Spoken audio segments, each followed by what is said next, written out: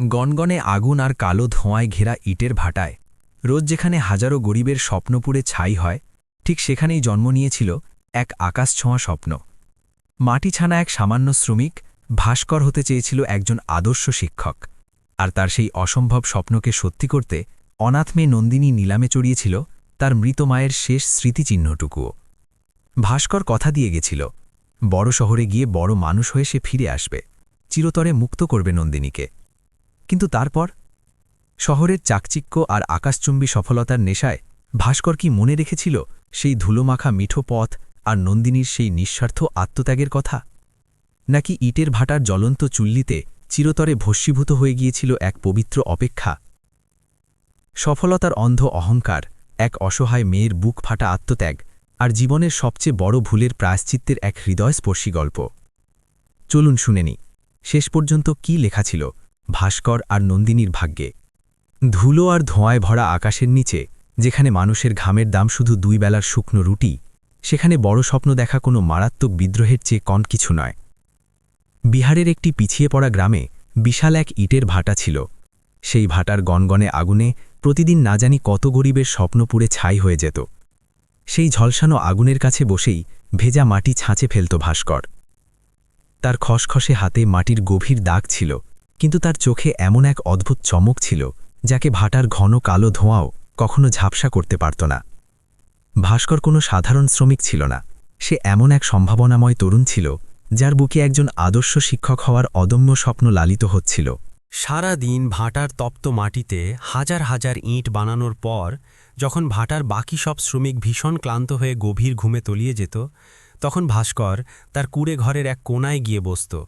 সে একটি ভাঙা লণ্ঠনের মৃদু আলায় পুরনো ছেঁড়া বই খুব মনোযোগ দিয়ে পড়ত। তার বৃদ্ধা ও অসহায় মা, যে নিজেই হাঁপানির রোগী ছিল, সারা রাত কাঁচতে কাঁচতে তার সজল চোখে তাকে দেখত আর মনে মনে ঈশ্বরের কাছে নিজের ছেলের সফলতার জন্য দোয়া চাইত। একই ইটের ভাটার অন্য এক অন্ধকার কোণে নন্দিনীরও একটি ছোট্ট আস্তানা ছিল। নন্দিনী ছিল এক অনাথ মেয়ে এই পুরো নিষ্ঠুর দুনিয়ায়, যার নিজের বলতে আর কেউ ছিল না। ছোটবেলা থেকেই সে শুধু ভাটার জ্বালা ধরানো তাপ, মাটির ধুলো আর নির্দয় ঠিকাদারের কদর্য গালিগালাজি শুনে এসেছিল। কিন্তু তার নিরানন্দ ও অন্ধকারময় জীবনে যদি কোনো আশার আলো থেকে থাকে, তবে তা ছিল শুধুই ভাস্কর। নন্দিনী প্রায়ই রাতের নিস্তব্ধতায় চুপচাপ ভাস্করকে লণ্ঠনের হলুদ হালায় ডুবে গিয়ে পড়তে দেখত। সে তার মন থেকে জানত যে ভাস্করের জন্ম এই চোরাবালিতে ধুকে ধুকে মরার জন্য হয়নি। তার ভেতরে একটি মুক্ত আকাশ রয়েছে, যেখানে তার স্বাধীনভাবে ওড়া উচিত। যখনই ভাস্কর দারিদ্র্যের কাছে হেরে গিয়ে হতাশ হতো, নন্দিনী সঙ্গে সঙ্গে তার কাছে চলে আসত। সে খুব আদরের সাথে তার ছেঁড়া ওড়না দিয়ে ভাস্করের বইয়ে জমে থাকা ধুলো পরিষ্কার করতে করতে বলত, ভাস্কর, এই রুক্ষ মাটি তোমার এই হাতগুলোতে সব সময়ের জন্য থাকবে না। আমার বিশ্বাস একদিন তোমার হাতে জ্ঞানের চক আর ডাস্টার থাকবে, আর তুমি এই ভাটার মতো না জানি কত অন্ধকার চিরকালের জন্য মুছে দেবে। নন্দিনীর এই কথাগুলো ভাস্করের ভেঙে পড়া মনোবলে এক নতুন শক্তির সঞ্চার করত। এই ভাটার নিষ্ঠুর জীবন কোনো ভয়ঙ্কর নরকের চেয়ে কম ছিল না। তীব্র রোদ, মাথার ওপর ইটের ভারী বোঝা এবং সামান্য ভুল হলেই ঠিকাদারের চাবুকের মতো বকাঝাকা। কিন্তু এসব যন্ত্রণার মাঝেও ভাস্করের স্বপ্নই তাকে বাঁচিয়ে রেখেছিল। তারপর একদিন সেই সোনালি সুযোগ চলে এলো, যার জন্য ভাস্কর বছরের পর বছর ধরে অপেক্ষা করছিল। রাজধানী পাটনা থেকে খবর এলো যে সরকারি শিক্ষক প্রশিক্ষণ কর্মসূচির জন্য একটি বাছাই পরীক্ষা অনুষ্ঠিত হতে চলেছে। যে এই কঠিন পরীক্ষায় পাশ করবে তাকে সরকারের তরফ থেকে বিনামূল্যে উচ্চশিক্ষা এবং শিক্ষকের চাকরি দেওয়া হবে। ভাস্করের কাছে এই খবরটি ছিল সঞ্জীবনী সুধার মতো। সে দিনরাত এক করে পূর্ণ নিষ্ঠার সাথে পড়াশোনা শুরু করে দিল। কিন্তু নিষ্ঠুর নিয়তির এখনও তাদের আরও কঠিন পরীক্ষা নেওয়ার বাকি ছিল। পরীক্ষার ফর্ম পূরণ করা এবং পাটনায় যাওয়ার জন্য যে টাকার প্রয়োজন ছিল তা ভাস্করের সামর্থ্যের অনেক বাইরে ছিল। যখন সে সাহস সঞ্চয় করে ঠিকাদারের কাছে কিছু টাকার সাহায্য চাইল, তখন সে শুধু চরম অপমান আর ধাক্কাই পেল। তুই মাটি দিয়ে ইট বানানো এক শ্রমিক, মাস্টার হওয়ার স্বপ্ন ছেড়ে দে। ঠিকাদারের এই বিষাক্ত কথাগুলো ভাস্করের বুকে তীরের মতো বিঁধল। সে ভেতর থেকে একদম ভেঙে পড়েছিল। সেদিন যাতে কুড়েঘরে লণ্ঠন নেভানো ছিল, আর ভাস্কর ঘন অন্ধকারে নিজের মাথা হাঁটুতে লুকিয়ে কাঁদছিল। তার স্বপ্ন, তার অসুস্থ মায়ের আশা সবকিছু সেই ভাটার কালো ছাইয়ে মিশে যেতে দেখা যাচ্ছিল। নন্দিনী যখন দূর থেকে তাকে এভাবে ভেঙে পড়তে দেখল, তখন তার বুক কেঁপে উঠল। সে জানত যে ভাস্কর যদি আজ পরিস্থিতির কাছে হেরে যায়, তবে সে বেঁচে থেকেও লাশে পরিণত হবে। সে কোনো শব্দ না করে ধীরে ধীরে নিজের কাঁচা কুড়ে ঘরে গেল। একটি পুরনো মরচে পড়া লোহার সিন্দুকের একদম নিচের অংশে একটি মলিন কাপড়ে খুব যত্ন করে মোড়ানো একটি পুঁটলি রাখা ছিল। সেই পুঁটলিতে তার মৃত মায়ের শেষ স্মৃতিচিহ্ন ছিল, সোনার দুটি কানের দুল। এটাই ছিল একমাত্র জিনিস যা নন্দিনী দুনিয়ার নজর থেকে বাঁচিয়ে রেখেছিল। কিন্তু আজ যখন ভাস্করের ভবিষ্যৎ বাজি রাখা ছিল, তখন তার কাছে মায়ের এই কানের দুলগুলো খুব সামান্য মনে হতে লাগল। সে সেই পুঁটলিটিকে নিজের কাঁপা হাতের মুঠোয় শক্ত করে ধরল এবং একটি নীরব সিদ্ধান্ত নিয়ে নিল, এমন এক নিঃস্বার্থ সিদ্ধান্ত যা ভবিষ্যতে গিয়ে তাদের দুজনের জীবনকে চিরকালের জন্য বদলে দিতে চলেছিল। পরদিন সকালে যখন সূর্যের প্রথম কিরণ ইটের ভাটার চিমনি থেকে ওঠা ঘন কালো ধোঁয়া পুরোপুরি ভেদ করতে পারেনি, তখন নন্দিনী চুপচাপ গ্রামের সেই লোভী স্বর্ণকারের দোকানের চৌকাঠে গিয়ে পৌঁছল।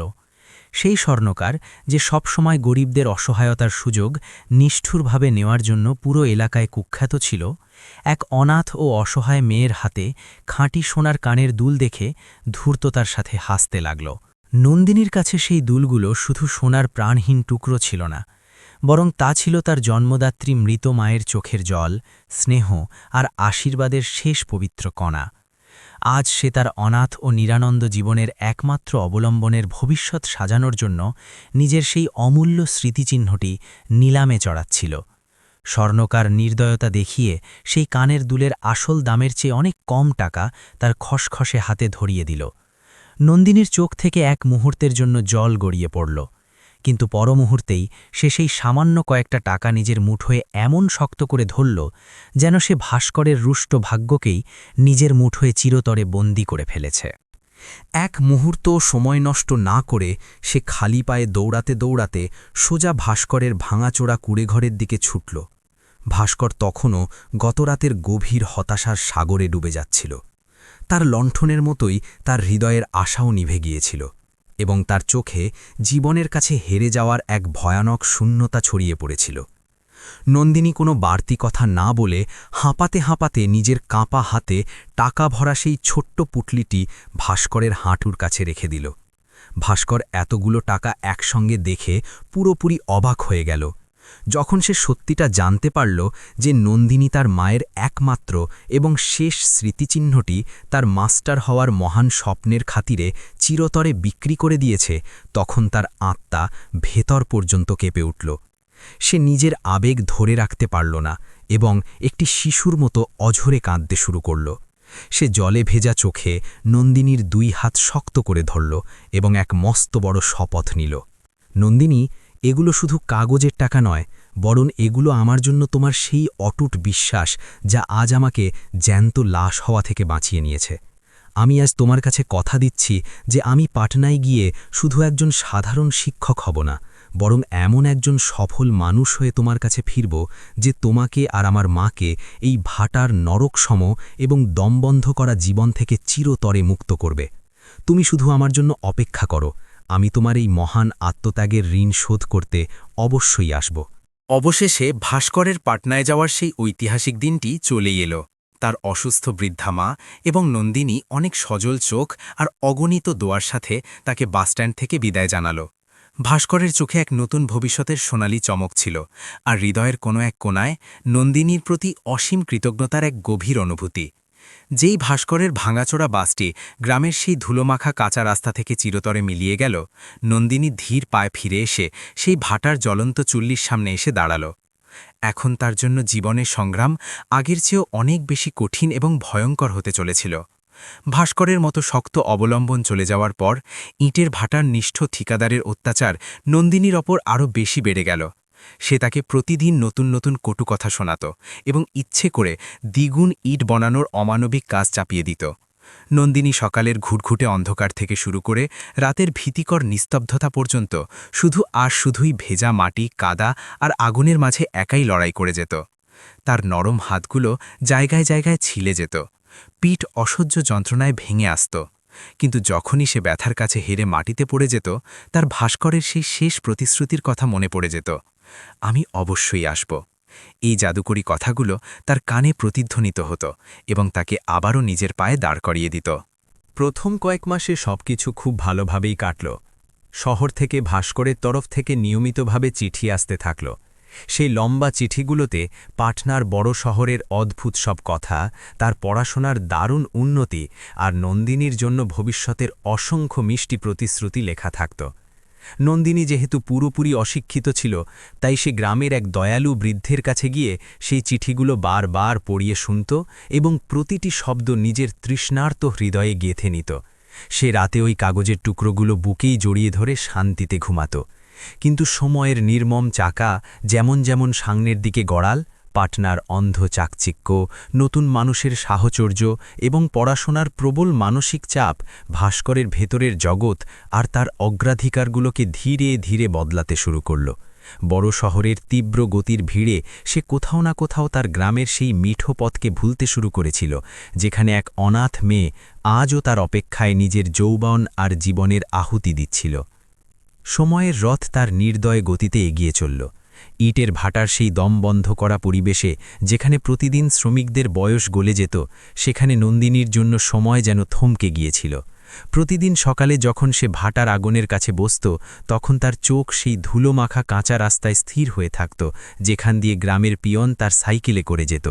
প্রথম দিকের দিনগুলোতে যে চিঠিগুলো প্রতি সপ্তাহে নিয়মিত আসত, তা এখন মাসে একবার আসতে শুরু করল। আর তারপর ধীরে ধীরে সেই কাগজের টুকরোগুলোর আসার সিলসিলা পুরোপুরি থেমে গেল। পিয়ন এখন নন্দিনীর কুঁড়েঘরের দিকে তাকিয়েও দেখত না এবং না থেমেই সামনে এগিয়ে যেত। নন্দিনীর মন ভেঙে পড়ত, কিন্তু সে নিজের কান্না চেপে নিজেকে এই বলে সান্ত্বনা দিত যে ভাস্কর হয়তো পড়াশোনায় খুব বেশি ব্যস্ত, কারণ তাকে তো অনেক বড় আর সফল এক অফিসার হতে হবে। সে তার ভেঙে পড়া আশাকে নিজের সেই অবিরাম শারীরিক পরিশ্রম দিয়ে প্রতিদিন লালন করত। অন্যদিকে পাটনার সেই বিশাল আর চাকচিক্যময় দুনিয়ায় ভাস্কর এক অদ্ভুত মানসিক দ্বন্দ্ব আর আত্মগ্লানির মধ্য দিয়ে যাচ্ছিল। বড় কলেজে শহরের ধনী আর গড়গড় করে ইংরাজি বলা ছেলেদের মাঝে তার নিজের চরম দারিদ্র্য আর ইটের ভাটার নোংরা পটভূমি নিয়ে গভীর লজ্জাবোধ হতে শুরু করেছিল। তার ভেতরে সেই সহজ সরল আর সৎ ভাস্কর ধীরে ধীরে এক মিথ্যা আত্মসম্মান আর হীনমন্যতার বিশাল বোঝার নিচে চাপা পড়তে শুরু করেছিল। তার মনে হতে লাগল যে যদি তার এই নতুন আর আধুনিক বন্ধুদের তার অতীত সম্পর্কে বিন্দুমাত্র ধারণাও হয়ে যায়, তবে সে চিরকালের জন্য হাসির পাত্র হয়ে যাবে। এই ফাঁকা ভয় আর শহরের কৃত্রিম চাকচিক্য তাকে তার গ্রাম, তার অসুস্থ বৃদ্ধা মা এবং সেই নন্দিনীর কাছ থেকে মানসিকভাবে অনেক দূরে সরিয়ে দিল, যে তার জন্য নিজের সব কিছু বাজি রেখেছিল। সে ইচ্ছে করে গ্রামের সাথে সমস্ত যোগাযোগ ছিন্ন করে দিল। এদিকে গ্রামে নিষ্ঠুর ভাগ্য নন্দিনীর ধৈর্যের আরও এক কঠিন পরীক্ষা নেওয়ার জন্য পুরোপুরি প্রস্তুত হচ্ছিল। ভাটার সেই বিষাক্ত বাতাস, অপুষ্টি আর দূষিত জলের কারণে নন্দিনীর পাতানো ছোট বোন, যে ওই ভাটায় কাজ করত, এক ভয়ানক ও প্রাণঘাতী জ্বরে আক্রান্ত হল। নিষ্ঠুর ঠিকাদার চিকিৎসার জন্য একটা কানাকড়িও দিল না এবং কোনো ওষুধপত্র ছাড়াই ছটপট করতে করতে সেই বেচারি এক অন্ধকার রাতে নন্দিনীর কোলেই শেষ নিঃশ্বাস ত্যাগ করল। সে নিজের পেছনে রেখে গেল মাত্র 1 মাসের এক নিষ্পাপ অনাথ শিশু। নন্দিনী, যে নিজে ভাস্করের মিথ্যা প্রতিশ্রুতির অপেক্ষায় ভেতর থেকে ধীরে ধীরে ভেঙে পড়ছিল, সে ওই অনাথ শিশুর হৃদয়বিদারক কান্না শুনে পাথরের মতো অসাড় হয়ে গেল। সে তার সমস্ত কষ্ট ভুলে সেই ছোট্ট প্রাণটিকে নিজের বুকে জড়িয়ে নিল। এখন নন্দিনীর জীবনের বোঝা দ্বিগুণ হয়ে গিয়েছিল। যেখানে একদিকে তাকে ভাটার ঠিকাদারের কদর্য গালিগালাজ আর কাজের অমানবিক চাপ সহ্য করতে হতো, সেখানেই অন্যদিকে তাকে এক কুমারী মায়ের মতো ওই অনাথ শিশুটিকে মানুষ করতে হতো। ভাটার কড়া রোদে নিজের কোমর আর পিঠের ওপর একটি ছেঁড়া সুতির কাপড় দিয়ে ওই শিশুটিকে শক্ত করে বেঁধে রেখে নন্দিনী প্রতিদিন হাজার হাজার ভেজা ইট ছাঁচে ফেলত। যখন শিশুটি তীব্র ক্ষুধা বা ভাটার ঝলসানো গরমে ছটপট করে কাঁদত, তখন সে তার খসখসে হাত দিয়ে নিজের ঘাম মুছে তাকে পিঠ চাপড়ে সান্ত্বনা দিত এবং আবার নিজের কাজে লেগে পড়ত। দিন সপ্তাহে, সপ্তাহ মাসে আর নির্দয়ে মাসগুলে বছরে পরিণত হল। ইটের ভাটার ভয়ানক আগুন নন্দিনীর যৌবন আর তার নিষ্পাপতাকে পুরোপুরি ছাই করে দিয়েছিল। তার চেহারায় এখন সময়ের আগেই ক্লান্তির গভীর বলিরেখা ফুটে উঠেছিল এবং হাতগুলোতে বাতির ব্যথা বাসা বেঁধেছিল। কিন্তু ওই শিশুর প্রতি তার নিঃস্বার্থ ভালোবাসা আর ভাস্করের ফিরে আসার সেই ঝাপসা আশা, শুধু এই দুটো জিনিসই তাকে রোজ সকালে উঠে ওই নরকে পুনরায় কাজ করার অসীম শক্তি যোগাত। ওদিকে দূরের শহর পাটনায় ভাস্কর তার বছরের পর বছর ধরে করা কঠোর তপস্যা আর পরিশ্রমের পর অবশেষে সরকারি শিক্ষক প্রশিক্ষণের সেই কঠিন পরীক্ষায় চমৎকার নম্বর নিয়ে পাশ করে গিয়েছিল। তার ভাগ্যের বন্ধ দরজা চিরকালের জন্য খুলে গিয়েছিল। তাকে শিক্ষা বিভাগ থেকে একটি বড় সরকারি বিদ্যালয়ের প্রধান শিক্ষক বা প্রিন্সিপালের উচ্চ পদে নিয়োগ দেওয়া হয়েছিল। এটা ঠিক সেই লক্ষ্য ছিল যার স্বপ্ন সে ভাটার ধুলোয় বসে দেখেছিল। কিন্তু এই দুর্দান্ত সাফল্যের নেশায় তার একটুও মনে রইল না যে মজবুত সিঁড়িতে চড়ে সেই উচ্চতায় পৌঁছেছে, সেই সিঁড়িটি কোনো এক অনাথ মেয়ে তার নিজের ভবিষ্যতের ছাই দিয়ে বানিয়েছিল। শিক্ষা বিভাগে ভাস্করের প্রতিপত্তি দিন দিন আকাশের নতুন উচ্চতা স্পর্শ করছিল। তার দিন রাতের অটুট পরিশ্রম আর অসাধারণ প্রতিভা তাকে মাত্র কয়েক বছরের মধ্যেই একজন সাধারণ সরকারি শিক্ষক থেকে জেলার সবচেয়ে বড় ও মর্যাদাপূর্ণ বিদ্যালয়ের প্রধান শিক্ষক বানিয়ে দিয়েছিল। তার কাছে এখন সেই সব কিছুই ছিল যার স্বপ্ন সে কোনো এক সময় ইটের ভাটার সেই কালো আর দম বন্ধ করা ছাইয়ের মাঝে বসে নিজের ছেঁড়া বইয়ের পাতায় দেখেছিল। থাকার জন্য একটি পাকা ও বিলাসবহুল সরকারি বাড়ি, চড়ার জন্য চকচকে গাড়ি এবং সমাজে অসীম সম্মান। কিন্তু শহরের এসব জাগতিক সুযোগ সুবিধা আর মিথ্যা চাকচিক্য তার বিবেকের ওপর এমন এক পুরো আস্তরণ ফেলে দিয়েছিল যে তার নিজের অতীতের কান্না আর প্রতিশ্রুতিগুলো তার আর একদমই কানে পৌঁছাত না। সে পুরোপুরিভাবে ভুলে গিয়েছিল যে তার এই আকাশচুম্বী সাফল্যের শক্ত ভিত্তিতে নন্দিনী নামের এক অসহায় ও অনাথ মেয়ের অমূল্য আত্মত্যাগ, তার মৃত মায়ের শেষ স্মৃতিচিহ্ন এবং অটুট বিশ্বাসের ইট গাঁথা আছে। সময়ের সাথে সাথে রাজ্য সরকার গরিব ও পিছিয়ে পড়া শ্রেণীর শিশুদের জন্য, বিশেষ করে ইটের ভাটা, কলকারখানা আর খনিতে কাজ করা চুক্তিবদ্ধ শ্রমিকদের শিশুদের জন্য একটি অত্যন্ত উচ্চাকাঙ্ক্ষী অবৈতনিক শিক্ষা প্রকল্পের বিশাল ঘোষণা করল। এই প্রকল্পটিকে তৃণমূল স্তরে সম্পূর্ণ সততার সাথে বাস্তবায়ন করার জন্য একজন অত্যন্ত যোগ্য ও মাটির কাছাকাছি থাকা অফিসারের জোর খোঁজ চলছিল। শিক্ষা বিভাগের উচ্চপদস্থ কর্মকর্তাদের কমিটি এই চ্যালেঞ্জিং কাজের জন্য সর্বসম্মতিক্রমে ভাস্করকেই বেছে নিল। তাকে একজন বিশেষ শিক্ষা আধিকারিক হিসেবে নিয়োগ দিয়ে আবার সেই পুরনো জেলায় পাঠিয়ে দেওয়া হলো, যেখানে তার সেই পৈতৃক গ্রাম এবং সেই অভিশপ্ত ইটের ভাটা অবস্থিত ছিল। যখন ভাস্করের হাতে তার হঠাৎ হওয়া বদলির এবং এই নতুন বিশাল দায়িত্বের সরকারি নিয়োগপত্র এলো, তখন এক মুহূর্তের জন্য তার হৃৎস্পন্দন যেন ভীষণভাবে থমকে গেল। নিজের সেই যন্ত্রণাদায়ক ও ভয়ঙ্কর অতীতের দিকে পুনরায় ফিরে যাবার চিন্তাই তাকে ভেতর পর্যন্ত ভয় পাইয়ে দিচ্ছিল। তার ভয় হচ্ছিল যে তার এই জমকালো বর্তমানের মুখোমুখি না আবার তার সেই কালো ও লজ্জাজনক অতীতের সাথে হয়ে যায়। কিন্তু এটা একটি কঠোর সরকারি আদেশ ছিল, যা তাকে যে কোনো মূল্যেই মানতে হতো। কয়েকদিন পর একটি সাদা রঙের চকচকে সরকারি গাড়ি সেই ধুলোমাখা ও উঁচু-নিচু কাঁচা রাস্তা দিয়ে তীব্র বেগে পার হচ্ছিল, যেখান দিয়ে কোনো একদিন ভাস্কর তপ্ত দুপুরে খালি পায়ে হেঁটে যেত। গাড়ির বন্ধ কাঁচের ভেতরে এসির ঠান্ডা হাওয়া ছিল, কিন্তু বাইরে সেই ঝলসানো লু হাওয়া, ধুলো আর ভয়ঙ্কর দারিদ্র্যের উলঙ্গ নাচ একইভাবে চলছিল। গাড়িটি যেমন যেমন সেই ইটের হাটার কাছাকাছি পৌঁছচ্ছিল, ভাস্করের চওড়া বুকে এক অদ্ভুত অস্থিরতা, ঘাবড়ানি আর অজানা ভয় বাড়তে লাগল।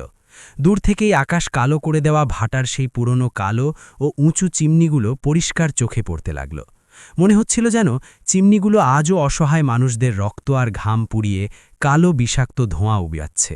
যখন ভাস্করের সাদা সরকারি গাড়ি ভাটার ঠিক সামনে এসে থামল, তখন সেখানে কাজ করা সমস্ত গরিব শ্রমিক ভীষণ ভয় পেয়ে গেল। তাদের মনে হলো হয়তো কোনো বড় পুলিশ অফিসার বা শ্রম দপ্তরের অত্যন্ত কড়া কোনো আধিকারিক সারপ্রাইজ ভিজিটের জন্য এসেছেন। একজন সিপাহী গাড়ির দরজা খুলে দিল, আর ভাস্কর তার চকচকে দামি জুতো, ইস্ত্রি করা পরিষ্কার পোশাকে বেশ দম্ভ নিয়ে বাইরে বেরোল। তার চোখে একটি দামি কালো চশমা ছিল, যা হয়তো তার সেই অপরাধ বোধে ভরা অতীতকেও ঝাপসা করে দিয়েছিল। এটা একদম সেই অভিশপ্ত ভাটা ছিল, যার লাল মাটিতে তার নরম হাতের রেখাগুলো ক্ষয়ে গিয়েছিল। যেইমাত্র ভাস্কর সেই তপ্ত মাটিতে নিজের প্রথম পা ফেলল, তার স্মৃতির বছরের পর বছর ধরে বন্ধ থাকা দরজাগুলো এক ঝটকায় পুরোপুরি খুলে গেল। সামনে দাঁড়িয়ে থাকা সেই নিষ্ঠুর ও পাষাণ ঠিকাদার, যে একসময় ভাস্করকে পশুর মতো নোংরা গালিগালাজ করত এবং সামান্য ভুলে চাবুক মারত, সে আজ একজন বড় সরকারি অফিসারকে নিজের সামনে দেখে খুব অনুনয় বিনয় করতে করতে এবং হাতজোড় করে তার পায়ের কাছে ঝুঁকে পড়ল। স্যার, আসুন স্যার, আপনার এই গরিবখানায় অনেক অনেক স্বাগত। ঠিকাদার তার কাঁপা কাঁপা ও ভীত স্বরে বলল। তার লোভী চোখে আজ ভয়ের ছাপ পরিষ্কার দেখা যাচ্ছিল। ঠিকাদার ভাস্করকে একেবারেই চিনতে পারেনি, কারণ দীর্ঘ সময়ের ভালো জীবনযাপন এবং উচ্চ মর্যাদা ভাস্করের পুরো চেহারাটাই বদলে দিয়েছিল। ভাস্কর কোনো প্রতিক্রিয়া না দেখিয়ে অত্যন্ত শান্ত ও গম্ভীর ভঙ্গিতে তার দৃষ্টি ঠিকাদারের চাটুকার মুখ থেকে সরিয়ে ভাটার সেই বিশাল ও ভয়ঙ্কর ময়দানের দিকে ঘোরাল। সেখানে আজও সবকিছু আগের মতোই ছিল, সেই লাল ভেজা মাটি, সেই আগুনের ভয়ঙ্কর ও ভীতিকর শিখা এবং সেই কঙ্কালের মতো দেখতে অসহায় শ্রমিকরা, যারা তাদের শুকনো পিঠের ওপর ইটের ভারী পাহাড় তুলে রেখেছিল। ভাস্করের দৃষ্টি একদম অজান্তেই ভাটার সেই দূরবর্তী কোণের দিকে দেখতে শুরু করল, যেখানে কোনো একদিন নন্দিনীর সেই ছোট্ট কাঁচা কোণে ঘরটি ছিল। এক অদ্ভুত দোলাচল তার স্বার্থপর হৃদয়ে চলছিল। সে একদিকে চাইছিল যে সে যেন নন্দিনীকে না দেখে, যাতে তার অপরাধবোধ আর না বাড়ে এবং সে চুপচাপ নিজের কাজ সেরে ফিরে যেতে পারে, কিন্তু তার ঘুমিয়ে থাকা বিবেক তাকে বারবার ওই দিকে তাকাতে বাধ্য করছিল। সে ধীরে ধীরে পা বাড়িয়ে শ্রমিকদের সেই ভিড়ের দিকে এগোতে লাগল, যেখানে মহিলারা আর শিশুরা মাটি ছানার কাজ করছিল। ভাস্করের পা যেমন যেমন সেই তপ্ত লাল মাটির দিকে এগোচ্ছিল, তার হৃদস্পন্দন ভারী হাতুড়ির মতো তার বুকে আঘাত করছিল। ভাটার সেই অংশটি যেখানে মহিলারা কাজ করত, তা কোনো ভয়ঙ্কর কসাইখানার চেয়ে কম ছিল না। তীব্র রোদে যেখানে শ্বাস নেওয়াও কষ্টকর ছিল, সেখানে ছেঁড়া কাপড়ে মহিলারা না থেমে মেশিনের মতো ভেজা মাটি ছাঁচে ভরছিল। ভাস্করের ভীত দৃষ্টি ভিড়ের মধ্যে এক চেনা মুখ খুঁজছিল। তখনই আগুনের শিখার কাছে এক এমন জরাজীর্ণ শরীরের উপর তার চোখ পড়ল, যা দেখে ভাস্করের পায়ের নিচের মাটি সরে গেল। সে অন্য কেউ নয়, নন্দিনী ছিল। কিন্তু এই সেই নন্দিনী ছিল না যাকে সে আশার ভরসায় ছেড়ে গিয়েছিল। তার নিষ্পাপতা, চোখের চমক আর আশা পুরোপুরিভাবে ভাটার বিষাক্ত ছাইয়ে দাফন হয়ে গিয়েছিল। এখন তাকে কেবল হাড়গোড়ের একটি প্রাণহীন কঙ্কাল মনে হচ্ছিল, যার চামড়া ঝলসে কালো হয়ে গিয়েছিল এবং চুলে মাটি জমেছিল। নন্দিনীর দুর্বল পিঠে ছেঁড়া কাপড় দিয়ে একটি শিশু শক্ত করে বাঁধা ছিল। প্রাণঘাতী গরম আর ধোঁয়ার কারণে সেই নিষ্পাপ শিশুটি তীব্র জ্বরে পুড়ছিল, আর দুর্বলতায় তার কান্নার আওয়াজও ঠিকমতো বের হচ্ছিল না। শিশুটি যন্ত্রণায় গোঙাচ্ছিল, কিন্তু নন্দিনীর হাত এক মুহূর্তের জন্যেও থামছিল না। ঠিকাদারের ভয় আর রুটির বাধ্যবাধকতা তাকে কাজ করতে বাধ্য করছিল। সে তার ছিলে যাওয়া হাত দিয়ে ক্রমাগত কাদা মাখছিল। মাঝে মাঝে সে ঘামে ভেজা কাঁধ দিয়ে শিশুটির কপাল মুছিয়ে দিত এবং তাকে চুপ করানোর এক ব্যর্থ চেষ্টা করত। এই দৃশ্য দেখে ভাস্করের রক্ত বরফ হয়ে গেল। তার চোখের সামনে সেই দৃশ্য ঘুরতে লাগল, যখন নন্দিনী কাঁপা হাতে নিজের মায়ের শেষ স্মৃতিচিহ্ন বিক্রি করে তাকে টাকার পুটলি দিয়েছিল। আজ ভাস্করের সব স্বপ্ন সত্যি হয়ে গিয়েছিল। সে একজন বড় অফিসার হয়ে গিয়েছিল, কিন্তু সেই সাফল্যের দাম নন্দিনী নিজের জীবন দিয়ে চোকাচ্ছিল। ভাস্করের উচ্চ পদমর্যাদা আর মিথ্যা অহংকার আজ নন্দিনীর ময়লা জামাকাপড় আর সেই জ্বরে পোড়া অনাথ শিশুর সামনে চূর্ণ বিচূর্ণ হয়ে ছড়িয়ে পড়ল। তার নিজের অস্তিত্বের ওপর ঘৃণা হতে লাগল। যে নিঃস্বার্থ মেয়েটি তাকে নরক থেকে বের করেছিল, তাকে সে ওই একই নরকের ভয়ানক আগুনে জ্বালার জন্য একা ফেলে চলে গিয়েছিল। ভাস্করের পা আপনা আপনি নন্দিনীর দিকে এগোতে লাগল। তার চোখ থেকে আত্মগ্লানির অশ্রু বইতে লাগল। ঠিকাদার যে ভাস্করের পেছনে আসছিল, তার মনে হলো যে অফিসার হয়তো এই মহিলার ধীর কাজের গতি দেখে রেগে গেছেন। সে সামনে এগিয়ে গিয়ে নন্দিনীর ওপর জোরে চিৎকার করল, এই ফাঁকিবাজ, দেখতে পারছিস না সাহেব এসেছেন, হাত তাড়াতাড়ি চালা। কিন্তু ঠিকাদারের কথা শেষ হবার আগেই ভাস্কর তার হাত বাতাসে তুলে তাকে চুপ থাকার কঠোর ইশারা করল। ভাস্কর ধীরে ধীরে হেঁটে নন্দিনীর একদম কাছে গিয়ে দাঁড়াল। জুতোর শব্দ শুনে নন্দিনী ভয় পেয়ে মাথা তুলল। রোদে চোখ ধাঁধিয়ে যাচ্ছিল, আর সামনে দাঁড়ানো দাপুটে অফিসারকে দেখে সে গুটিয়ে গেল। তার মনে হলো যে এবার তাকে ভাটা থেকে বের করে দেওয়া হবে। সে ঘাবড়ে গিয়ে কাঁপতে কাঁপতে মাটি মাখা হাত জোর করে ক্ষমা চাওয়ার চেষ্টা করল।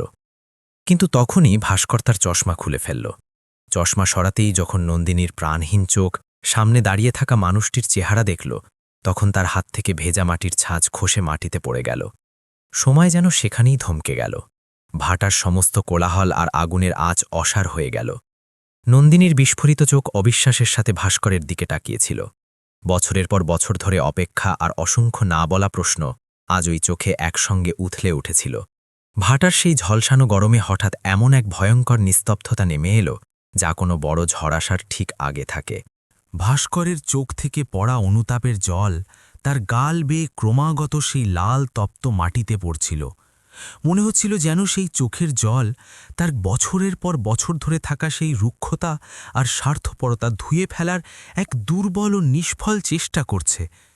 সে ধীরে ধীরে তার কাঁপা হাত বাড়িয়ে দিল এবং নন্দিনীর সেই খসখসে মাটি মাখা এবং জায়গায় জায়গায় ছিলে যাওয়া হাত দুটো নিজের হাতে তুলে নিল। এগুলো একদম সেই কোমল হাত ছিল যা একসময় নিজের সব কিছু বিলিয়ে দিয়ে আর মায়ের শেষ স্মৃতিচিহ্ন বিক্রি করে তাকে এক নতুন জীবন দিয়েছিল। একটি গোটা জেলার সবচেয়ে বড় ও ক্ষমতাশালী শিক্ষা আধিকারিক, যার সামনে বড় বড় প্রভাবশালী নেতারাও সবসময় মাথা নিচু করে রাখত, সে আজ ওই ইঁটের ভাটার সেই নোংরা ও ধুলোমাখা মাটিতে হাঁটু গেড়ে বসে পড়ল। তার এই অবিশ্বাস্য রূপ দেখে সেখানে দাঁড়িয়ে থাকা বাকি সব গরিব শ্রমিক আর সেই নিষ্ঠুর ঠিকাদার চরমভাবে হতভাগ হয়ে গেল। ঠিকাদারের তো যেন শ্বাস আটকে গিয়েছিল। সে একেবারেই বুঝতে পারছিল না যে এত বড় সরকারি অফিসার এক সাধারণ ও ময়লা পোশাক পরা শ্রমিকের পায়ে এভাবে কেন পড়ে গেল। ভাস্করের মুখ থেকে কোনো শব্দ বেরোচ্ছিল না, শুধু এক গভীর ও যন্ত্রণায় ভরা কান্না তার বুক চিরে বাইরে বেরিয়ে আসছিল। আমাকে ক্ষমা করে দাও নন্দিনী, আমাকে ক্ষমা করে দাও, সে তোতলানো ও কাঁদো কাঁদো গলায় বলল। তার কপাল নন্দিনীর সেই আহত হাতের উপর রাখা ছিল এবং সে একটি ছোট্ট শিশুর মতো ফুপিয়ে ফুপিয়ে কাঁদছিল। হঠাৎ নন্দিনীর পিঠে বাঁধা ওই অসুস্থ ও অনাথ শিশুটির দুর্বল গোঙানির আওয়াজ ভাস্করকে তার অনুতাপের গভীর ঘোর থেকে বাইরে বের করে আনল। সে সঙ্গে সঙ্গে তার লাল আর জলে ভরা চোখ ওপরে তুলল এবং ঠিকাদারের দিকে এক এমন ভয়ঙ্কর আর তীক্ষ্ণ দৃষ্টিতে তাকাল, যার মধ্যে বছরের পর বছর ধরে চেপে রাখা রাগ এবং এক অফিসারের অসীম ক্ষমতা দুটোই মিশেছিল। গাড়ি থেকে পরিষ্কার জল আর মেডিকেল কিট বের করো, এক্ষুনি, এই মুহূর্তে। ভাস্কর তার সিপাহী আর ড্রাইভারের ওপর পুরো শক্তি দিয়ে জোরে চিৎকার করে উঠল। তারপর সে ঠিকাদারের দিকে ঘুরে অত্যন্ত শীতল ও কড়া গলায় সতর্ক করে দিয়ে বলল, আজকের পর থেকে যদি এই ভাটায় কোনো নিষ্পাপ শিশুকে কাজ করতে দেখা যায় বা কোনো শ্রমিকের সামান্য শারীরিক শোষণও হয়, তবে আমি তোমাকে এই ভাটার জ্বলন্ত আগুনের জীবন্ত পুড়িয়ে দেব আর তোমার সমস্ত কালো রোজগার মাটিতে মিশিয়ে দেব। ঠিকাদার ভয়ে থরথর করে কাঁপতে লাগল এবং হাত জোর করে 2 পা পিছিয়ে গেল। ভাস্কর খুব নরম হাতে সেই তীব্র জ্বরে পোড়া শিশুটিকে নন্দিনীর পিঠ থেকে খুলল এবং তাকে নিজের বুকে জড়িয়ে নিল। সেই নিষ্পাপ শিশু, যে কিছুক্ষণ আগেও ওই ভয়ানক নরকে নিজের শেষ নিঃশ্বাস গুনছিল, সে আজ একটি অত্যন্ত সুরক্ষিত আশ্রয়ে ছিল। ভাস্কর নিজের হাতে নন্দিনী এবং ওই অনাথ শিশুটিকে জল খাওয়াল। জলের কয়েক ফোঁটা ঠান্ডা বিন্দু গলার নিচে নামতেই নন্দিনীর শুকনো আর ফাটল ধরা ঠোঁটে একটু প্রাণ ফিরে এলো। তার চেহারায় কোনো তীব্র রাগ, কোনো চিৎকার চেঁচামেচি বা অভিযোগ ছিল না, বরং এক এমন নীরব আর গভীর বিষণ্ণতা ছিল যা যে কোনো ধারালো শব্দের চেয়েও অনেক বেশি ধ্বংসাত্মক ছিল। সে ভাস্করের চোখের দিকে সরাসরি তাকিয়ে অত্যন্ত শান্ত আর স্থির গলায় বলল, তুমি অবশেষে চলেই এলে ভাস্কর। তুমি সেই রাতে বলেছিলে যে তুমি ফিরে আসবে, শুধু তোমার আসতে একটু বেশি সময় লেগে গেল। তার এই সোজসাপটা আর সরল কথাটি ভাস্করের বুকে হাজারো ধারালো ছুরির মতো একসঙ্গে বিঁধল। নন্দিনী একটা গভীর শ্বাস নিল এবং বলতে লাগল, আমার এই বিষয়ে কোনো কষ্ট নেই যে আমি এই নিষ্ঠুর ভাটায় বছরের পর বছর ধরে জ্বলতে থেকেছি, অথবা আমার ভাগ্যে শুধুই এই কালো ভেজা মাটি আর ভয়ঙ্কর দারিদ্র্য জুটেছে। আমার এই বিষয়েও কোনো যন্ত্রণা ছিল না যে আমার হাত ছিলে গেছে বা আমার পুরো যৌবন এই উড়ন্ত ছাইয়ে মিশে গেছে। আমাকে শুধু একটা কথাই ভেতর পর্যন্ত পুরোপুরি ভেঙে দিয়েছিল ভাস্কর, যে তুমি বড় শহরে গিয়ে সেই রাস্তাটাই চিরকালের জন্য ভুলে গেলে, যা ফিরে এই গরিবের ভাটার দিকে আসত। তুমি আমার মায়ের শেষ সেই সোনার কানের দুলগুলোর কথা তো মনে রেখেছিলে, কিন্তু ওই অসহায় অনাথ মেয়েটির বছরের পর বছর ধরে করা অপেক্ষাকে ভুলে গিয়েছিলে, যে প্রতিদিন ওই ধুলোমাখা কাঁচা রাস্তাটি দেখতে দেখতে পাথরের মূর্তি হয়ে গিয়েছিল। নন্দিনীর প্রতিটি শব্দে সেই বছরগুলোর ওই প্রচণ্ড যন্ত্রণা ছিল, যা সে একাকী আর নীরবে সহ্য করেছিল। ভাস্করের কাছে তার এই সত্যি কথাগুলোর কোনো উত্তর ছিল না, সে নিজের মনে খুব ভালো করেই জানত যে সে যে অমানবিক পাপ করেছে তার কোনো ক্ষমা এই দুনিয়ায় তৈরি হয়নি, কিন্তু এখন সে একটি দৃঢ় সিদ্ধান্ত নিয়েছিল যে সে তার এই ঘোর পাপের প্রায়শ্চিত্ত যে কোনো মূল্যেই করবে। ভাস্কর সেদিনই এই অটল সিদ্ধান্ত নিয়ে নিল যে সে আর কখনো সেই শহরের কৃত্রিম, ফাঁপা আর স্বার্থপর দুনিয়ায় ফিরে যাবে না। সে তার উচ্চ সরকারি পদ এবং নিজের সারা জীবনের জমানো পুঁজির ব্যবহার কোনো বিলাসবহুল বাংলো বা সুযোগ সুবিধার জন্য নয়, বরং নিজের সেই ভয়ঙ্কর পাপ ধুয়ে ফেলার আর এক নতুন সকাল আনার জন্য করল। সে সবার প্রথমে তার মৃত মায়ের সেই পুরনো, ভাঙাচোরা আর জরাজীর্ণ বাড়িটিকে একটি অত্যন্ত সুন্দর, আলো বাতাসপূর্ণ আর সুরক্ষিত পাকা বাড়িতে বদলে দিল। নন্দিনী এবং ওই অনাথ শিশুটিকে সে পূর্ণ সম্মান ও অধিকারের সাথে সেই নতুন বাড়ির চৌকাঠে নিয়ে এলো। এর সাথে সাথেই সে তার ক্ষমতার ব্যবহার করে সেই নিষ্ঠুর ঠিকাদারের বিরুদ্ধে কড়া আইনি ব্যবস্থা নিল এবং এটা নিশ্চিত করল যে ভবিষ্যতে ওই ভাটায় কোনো শ্রমিকের কোনো শারীরিক বা মানসিক শোষণ যেন না হয়। নন্দিনীর কয়েক মাস ধরে টানা ভালো চিকিৎসা, পুষ্টিকর খাবার আর সবার উপরে মানসিক শান্তির প্রয়োজন পড়ল। কিন্তু ভাস্করের দিন রাতের সাচ্চা সেবা, তার সত্যিকারের অনুতাপ আর অটুট সমর্পণ ধীরে ধীরে নন্দিনীর শরীর ও মনের সেই গভীর আর রক্তক্ষরা ক্ষতগুলো সারাতে শুরু করল। কয়েক মাসের মধ্যেই ভাস্কর সেই অভিশপ্ত ইটের ভাটার ঠিক পাশেই নিজের কেনা জমিতে শ্রমিকদের গরিব শিশুদের জন্য একটি অবৈতনিক ও সর্বসুবিধাযুক্ত বড় বিদ্যালয় নির্মাণ করাল। এই বিদ্যালয়টি ছিল তার স্বপ্নের আসল রূপ। যে নিষ্পাপ হাতগুলো গতকাল পর্যন্ত ঠিকাদারের চাবুকের ভয়ে জোর করে ভেজা মাটি আর কাদা মাখছিল, আজ সেই ছোট ছোট হাতগুলোতে রঙিন বই, চক আর স্লেট ছিল। নন্দিনীও সেই বিদ্যালয়ে শিশুদের দেখভাল, তাদের পরিষ্কার পরিচ্ছন্নতা আর তাদের দুপুরের পুষ্টিকর খাবারের দায়িত্ব অত্যন্ত আনন্দের সাথে নিজের দুর্বল কিন্তু সাহসে ভরপুর কাঁধে তুলে নিল। সে এখন আর কোনো অসহায় ও দুর্বল শ্রমিক মহিলা ছিল না, বরং ওই পুরো এলাকার শত শত শিশুর জন্য একজন সম্মানজনক ও মমতাময়ী মা হয়ে উঠেছিল। তার যে নিষ্পাপ হাসি বছরের পর বছর আগে ভাটার সেই বিষাক্ত আগুনে কোথাও হারিয়ে গিয়েছিল, তা এখন ওই শত শত শিশুর নির্ভাবনা হাসিতে পুরোপুরি ফিরে এসেছিল। সেই অনাথ শিশু যাকে নন্দিনী ভাটার ওই ঝলসানো আগুন থেকে নিজের জীবন বাজি রেখে বাঁচিয়েছিল, সে এখন ভাস্কর আর নন্দিনী দুজনেরই নিজের ছেলে হয়ে উঠেছিল, যাকে তারা একসাথে মিলে এক অত্যন্ত উজ্জ্বল ভবিষ্যতের দিকে এগিয়ে নিয়ে যাচ্ছিল। আজও সেই পুরনো ইটের ভাটা সেই জায়গাতেই রয়ে গেছে এবং তার উঁচু চিমনিগুলো থেকে আজও ধোঁয়া বেরোয়, কিন্তু পার্থক্য শুধু এটুকুই যে এখন ওই কালো ধোঁয়ার ছায়ার নিচে কোনো ভয়ঙ্কর অন্ধকার বা অসহায়তা লালিত হয় না।